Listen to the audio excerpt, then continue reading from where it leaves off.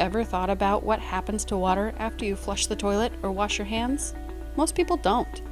Every day, the average American uses about 100 gallons of water. We use water to brush our teeth, clean our clothes, take showers, and cook our meals. But once we're done with it, where does it all go? After leaving your home, all that used water, called wastewater, flows into underground sewer pipes. In Grand Island, city staff take care of over 260 miles of these pipes. That's like driving from here to Omaha and back again.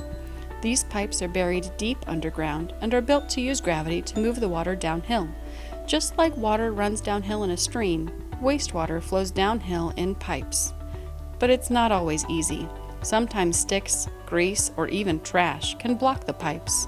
To keep things flowing, city workers spray high-pressure clean water through the pipes. This helps clear out the clogs and keep everything moving.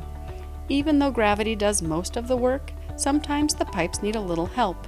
That's where lift stations come in. Lift stations are special buildings that use pumps to lift the water uphill, just enough to keep it flowing downhill again. They're placed in just the right spots across town to keep the water moving toward the wastewater treatment facility. That's where the real cleaning begins. Every day, Grand Island's wastewater treatment facility cleans about 12 million gallons of water. That's enough to fill 18 Olympic-sized swimming pools. The plant was built to handle up to 28 million gallons a day, but during big rainstorms, even more water can rush in. One time, staff saw 44 million gallons of water come through in a single day. Why so much? Well, not all the water is dirty. About 30% of what comes into the plant is actually clean water, like rainwater, sump pump water, or groundwater sneaking in through cracks in old pipes. This extra water still gets treated, which takes time, energy, and money.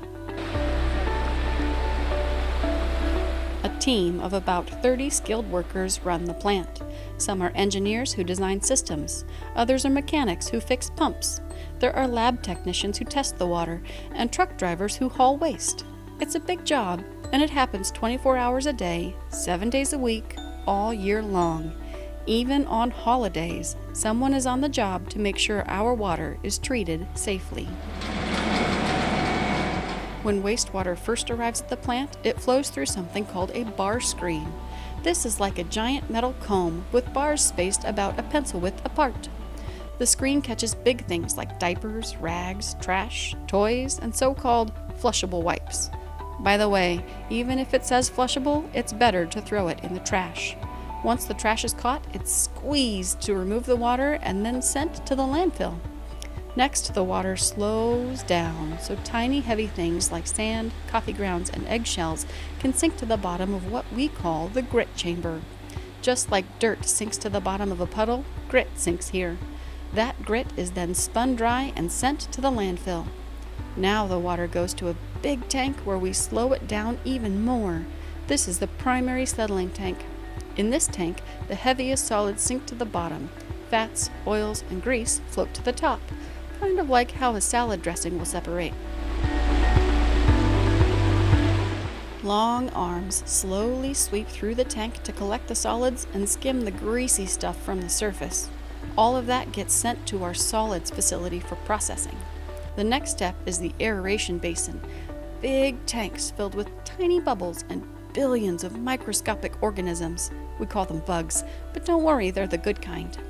These bugs love oxygen, so we blow air into the water to keep them active. They eat the nutrients in the water, things like nitrogen and phosphorus that can hurt rivers and streams if too much gets in. As the bugs eat, they grow and multiply. It's like an all-you-can-eat buffet for bacteria. After their big meal, the bugs get sleepy. The water moves to a second settling tank where the bugs clump together and sink to the bottom. Some of them go back into aeration tank to eat more nutrients.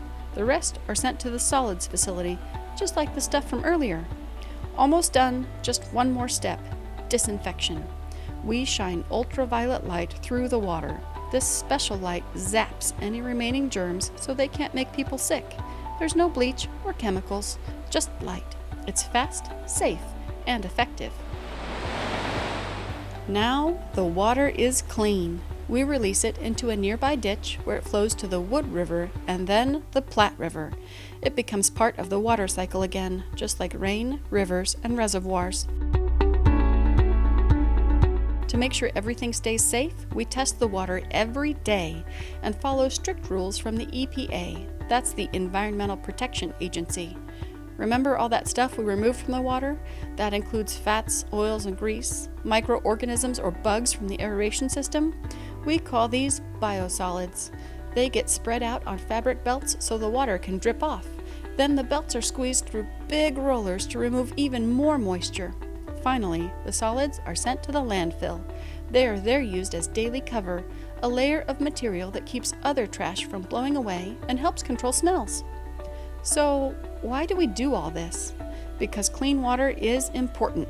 It protects our rivers, lakes, and streams, the animals that live there, the people who swim, fish, and boat, and even the water we drink. This careful process helps keep our environment healthy and our community safe. You can help by remembering these simple tips. Only flush toilet paper and bodily waste. Throw wipes, grease, and trash in the garbage. Keep stormwater and sump pumps out of the sanitary sewer, and never pour chemicals down the drain. Together, we can keep our system working and our rivers clean.